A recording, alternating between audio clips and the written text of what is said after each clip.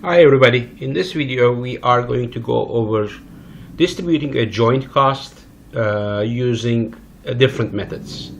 What a joint cost basically is you are producing something up to a certain point, and then after that it kind of splits off to different products, and you are trying to calculate everything that is accumulated up until that split off point. So that is called joint cost, and it's part of the product cost, and we want to make sure that when something splits to different products, you assign those costs correctly. My favorite example usually is oil refinery, where they take crude oil and then they process it, and then they make a bunch of things like gasoline, they make motor oil and stuff like that. So and they need to start processing it to a certain point before it splits to different products like plastics, again going back to gasoline and other materials. So the idea is to assign those costs before a split off point to the products.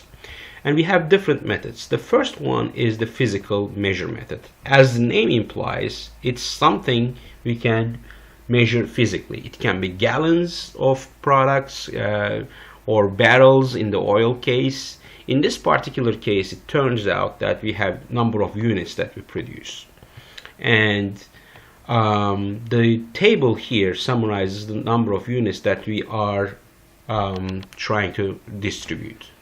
And the amount of joint cost that needs to be allocated for each product, each unit, is $120,000. That's the joint cost we accumulated up until the split off point. And total number of units is 12,000. Dividing 120,000 by 12,000, it's $10 per unit. And hence, what I'm going to do is, using physical measure method, I'm going to say 2,000 times 10. I'm going to assign 20,000 of it to product A, 40,000 of it to product B, and 60,000 of it to product C. Again, we are trying to calculate, how the different products take up their part of the joint cost, and this is one of the ways. Another way is net realizable method.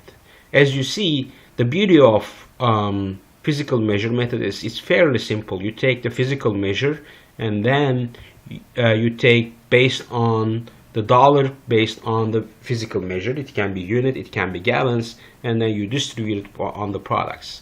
Net realizable value, on the other hand, is a bit more difficult.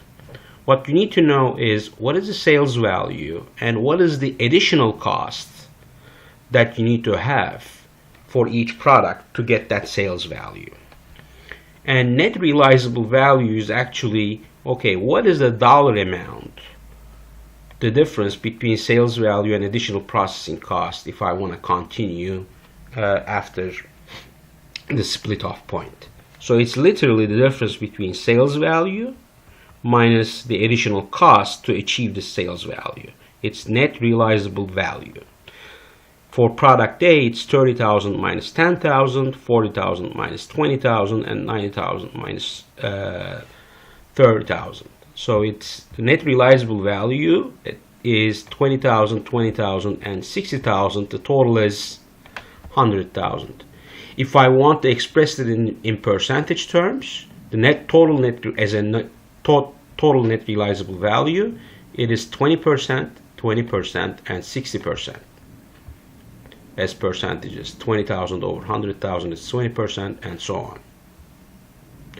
Now, based on these percentages, based on their net realizable value, I can redistribute the $100,000 into their respective components.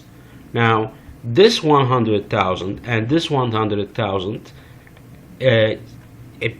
are the same. It's a coincidence. It's nothing but a coincidence, but they are calculated in a different way. This is the joint cost until the split off point, and this is the total net realizable value after split off point.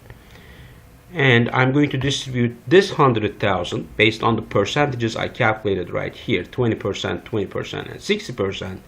Now I can distribute the cost based on net realizable value. It's 20,000, 20,000, and 60,000, totaling up to 100,000 right here. We are going to do another example in the next example to go over these concepts one more time to make sure that you understand the difference between different concepts between physical measure and net realizable value.